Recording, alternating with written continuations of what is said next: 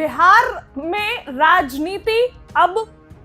राजनीति में सरगर्मी तेज हो चुकी है। देखिए, फिलहाल तेजस्वी यादव अभी उतने सक्रिय नहीं है। तेजस्वी कहाँ है?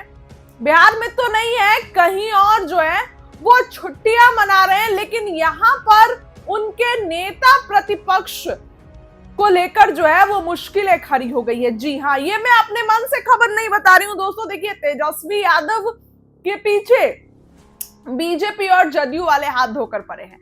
चाहे चुनाव में के समय भी तेजस्वी अक्सर कहते थे कि मेरा एक हेलीकॉप्टर उड़ता है तो उनका 30-30 हेलीकॉप्टर उड़ता है। तेजस्वी ये बता रहे थे कि मैं अकेले ही कर रहा हूं सब कुछ। फिर भी इस बार जनता ने उन्हें नहीं चुना। जो भी खेल हुआ, तेजस्वी ने एक निजी चैनल के साथ बातचीत में कहा कि मशीनरी जीता है, लोकतंत्र हारा है। खैर, अब तेजस्वी के नेता प्रतिपक्ष होने को लेकर जो है वो मुश्किलें बढ़ गई है। मुश्किलें इसलिए बढ़ गई है क्योंकि आरजेडी के वैसे भी 25 विधायक है। थोड़े और कम होते तो तेजस्वी नेता प्रतिपक्ष नहीं बन पाते। तो गनीमत थी कि 25 विधायक आए तो तेजस्वी नेता प्रतिपक्ष बने। लेकिन अब ऐसे में एक दो विधायकों की अगर जो है वो विधायकी चली जाएगी तो उनपे तो खतरा मंडराएगा ही। तो देखिए, पूरी खबर विस्तार से बताती हूं। बिहार के नेता प्रतिपक्ष तेजस्वी यादव के करीबी विधायक भाई वीरेंद्र की मुश्किलें बढ़ने वाली हैं और इसी से तेजस्वी की भी मुश्किलें बढ़ने वाली है। सबसे पहले आपको बताऊं तो भाई वीरेंद्र के खिलाफ अब एमपी एमएलए कोर्ट में सुनवाई होगी। मामला एक दलित कर्मचारी को अपमानित करने और धमकी देने से जुड़ा है। पुलिस ने इस मामले में 28 नवंबर को आरोप पत्र दाखिल कर दिया था। यह मामला 28 जुलाई 2025 का है, जब मनेर की सराय पंचायत के सचिव संदीप कुमार ने विधायक भाई वीरेंद्र के खिलाफ थाने में प्राथमिकी दर्ज कराई थी। पूरी जानकारी के अनुसार इस संबंध में SC/ST मामलों के विशेष न्यायाधीश पंकज चौहान ने प्रकरण को सांसदों एवं विधायकों के मामलों की सुनवाई के लिए गठित विशेष अदालत को स्थानांतरित करने का आदेश दिया है। अब इस मामले की सुनवाई विशेष MP MLA कोर्ट के न्यायाधीश धनंजय कुमार मिश्रा करेंगे। जी हाँ, पूरा मामला क्या है याद दिला दूं आपको।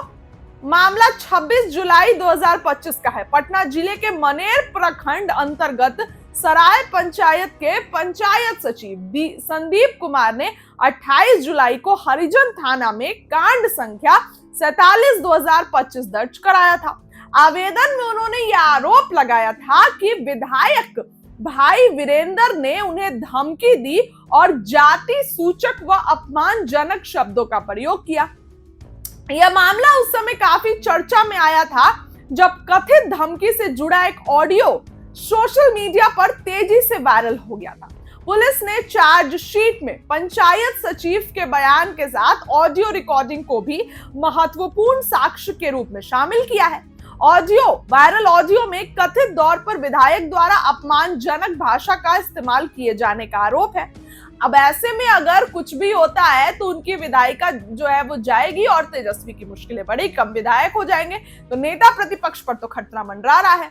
वहीं पुलिस जांच पूरी होने के बाद करीब 50 पन्नों की विस्तृत चार्जशीट दाखिल की गई है। इससे पहले विधायक भाई वीरेंद्र ने इस मामले में अदालत में बंद पत्र दाखिल किया था। अब चार्जशीट दाखिल होने के बाद कोर्ट इस मामले में अगली सुनवाई की तारीख तय करेगा। फिलहाल आरजेडी विधायक की ओर से इस पर कोई भी आधिकारिक प्रतिक्रिया नहीं आई है। आधिकारिक प्रक्रिया तो नहीं आई है, लेकिन अगर भाई वीरेंद्र की विधायिका जाती है तो तेजस्वी की भी मुश्किलें बढ़ेगी, क्योंकि अब एक विधायक नेता प्रतिपक्ष तो कैसे बनेंगे। तो हालांकि तेजस्वी इस बार नेता प्रतिपक्ष नहीं बन रहे थे। वो ये बोल रहे थे कि मैं एक विधायक रह के अपनी भूमिका निभाऊंगा, मैं महज एक विधायक बनना चाहता हूं और पार्टी के लिए काम करूंगा। लेकिन कार्यकर्ताओं और जीते हुए विधायकों के फोर्स करने के बाद तेजस्वी विधायक बने और उसके बाद जो है वो मतलब नेता प्रतिपक्ष बने। विधायक तो राघोपुर से बन ही गए और उसके बाद वो काम करे। लेकिन अब भाई वीरेंद्र पर मुश्किलें मंडरा रही हैं और ऐसे में तेजस्वी पर नेता प्रतिपक्ष पर भी मुश्किलें मंडरा रही है। फिलहाल देखने वाली बात होगी क्या कुछ इस पूरे मामले में होता है, भाई वीरेंद्र को लेकर क्या कुछ कोर्ट का फैसला आता है।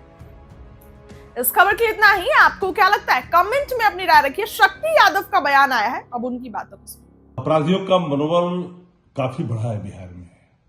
राजधानी सुरक्षित नहीं है भाई। ट्रिपल मर्डर का गवाह तो बना ही था। आज आलमगंज में बीच सड़क पर अपराधियों ने एक युवक की गोली मारकर हत्या कर दी। कानून को सीधा अंगूठा दिखा दिया। ये गंभीर सवाल है। अपराधियों की गोली जात नहीं देखता, धर्म नहीं देखता, पार्टी नहीं देखती। मुखिया पति भी मारे गए, कपड़ा व्यवसाय बेगूसराय में मारे गए, जदयू के नेता मारे गए। हत्याएं बढ़ रही है। दलीलें तो आ जाती है सरकारी पक्ष की तरफ से कि पताल से ढूंढ लेंगे, अपराधी पकड़े जाएंगे, ठंड बढ़ गई है इसलिए अपराध घटनाएं बढ़ गई है, यह भी कह देंगे लोग। लेकिन सवाल उठता है कि सरकार जब प्रतिदिन साजिश के एजेंडे पे चलेगी और कसीदे पढ़ने वाले लोग नरक को स्वर्ग में तब्दील कर करके परोसते रहेंगे, तब तक कानून का राज स्थापित नहीं होगा। ये सवाल किसी पार्टी का नहीं है। ये सवाल है बिहार में शांति, भाईचारा, आपसी सौहार्द और कानून का राज का। ये अगर मर गया ना, कुछ बचता नहीं है। लेकिन कसीदे पढ़ने वाले लोग, अगर आज कोई दूसरे दल की सरकार बन गई होती, इस तरह की बातें होती तो रिटर्न होता, रिटर्न हो जाता जंगल राज। अब तो कोई नहीं बोलता। सरकार का जैसे भी नवीनीकरण हुआ हो, चाहे वो मसरी मैनेजमेंट के आधार पर हुआ हो या डाका से हुआ हो, जनादेश पर हुआ, तो भाई सरकार तो है, तो कौन करेगा, नकेल कौन फंसेगा। है नफरत की भाषा, द्वेष। अपराधियों का मनोबल काफी बढ़ा है बिहार में। राजधानी सुरक्षित नहीं है भाई। ट्रिपल मर्डर का गवाह तो बना ही था। आज आलमगंज में बीच सड़क पर अपराधियों ने एक युवक की गोली मारकर हत्या कर दी। कानून को सीधा अंगूठा दिखा दिया। ये गंभीर सवाल है।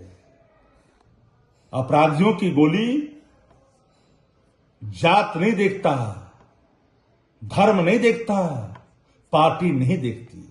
मुखिया पति भी मारे गए, कपड़ा व्यवसाय बेगूसराय में मारे गए, जदयू के नेता मारे गए।